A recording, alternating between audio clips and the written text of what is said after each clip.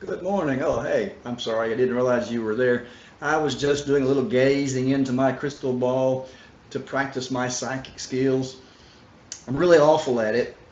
Thing is, you probably are too, but we do it. We've been talking about ants, automatic negative thoughts, as Dr. Amen calls them, distorted thinking, twisting thinking, Dr. Burns called them. They are things, habits, thoughts that we let run through our mind that are not healthy for us, that are destructive for us at times.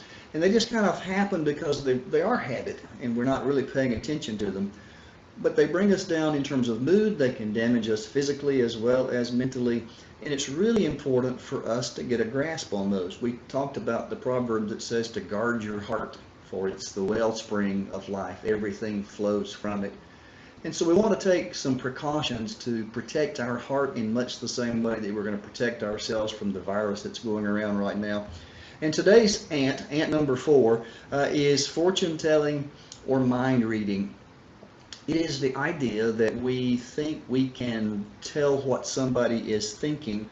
And so quite often, we will judge someone's motives, we'll see a glance or a look that they give us, and we interpret that to mean something negative about us, and then we start replaying it and reliving it. And quite often, the truth is that may have no connection whatsoever to what actually happened. I do a little running and I'll be out occasionally and I'll come back later and someone will say, I waved at you and you just totally ignored me. I think they're usually joking, but I can't be sure what they're thinking. But implied in that is that somehow I don't like them. Maybe they are concerned that I'm angry with them. Here's the reality. When I run, it's almost always without my glasses. And so if I see anybody go by at all, they're a blur. I don't know who it is. So you can think that you know what somebody else is thinking, but unless they tell you, you probably don't. And even if they tell you, it's still very difficult to know precisely what someone else is thinking or feeling without a good bit of communication about that. So that part of Ant 4 is be careful about thinking that you know what somebody else is thinking. The other side of that is predicting the outcome. I know I'm going to fail this test. I'm going to lose my job. I'm going to get sick. Whatever it is, we start talking about things that have not yet happened. In both those cases, there are some good reasons to be careful about those things and to pay attention. Jesus said in Luke chapter 6, it's recorded for us, do not judge, do not condemn, he says, forgive each other. And then he says, give, and with the measure that you use, it will be measured to you. Often people take that to be talking about financial giving, but in the context, there's nothing there about giving money. It's about giving people the benefit of the doubt, giving them grace, cutting them some slack, not condemning, not assuming we know what they think, forgiving, giving to others the grace that we would like for people to give to us. With the measure we use, it'll be measured to us. I would like for God and other people to give me a lot of the benefit of the doubt. So I need to do the same for them, and so do you.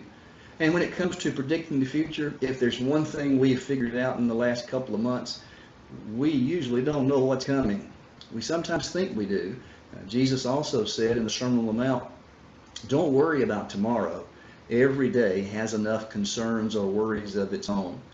And so can you fail a test? Could you lose a job? Yes. But you don't know it's coming until it's there. And we're better off not to keep telling ourselves negative things that we don't know to be true. So how do you stop? How do you correct this ant or get it out of your brain? Well, you start by monitoring what you're thinking, listen to that conversation that's going on, and look for those things. When you get your feelings hurt or you're at odds with somebody, evaluate that and ask yourself, am I assuming things about what they meant or what they felt that I don't know for sure? Are there some alternative explanations? There almost always are. So check the facts. Same thing with predicting the future. Since you don't really know, don't assume, don't conclude things that you don't know. Watch out for ants today. Try to catch those when they start crawling around in your mind. avoid mind reading and fortune telling. You will have a better day. Life will look better to you. And my prayer is that we will all enjoy this day in the best way possible.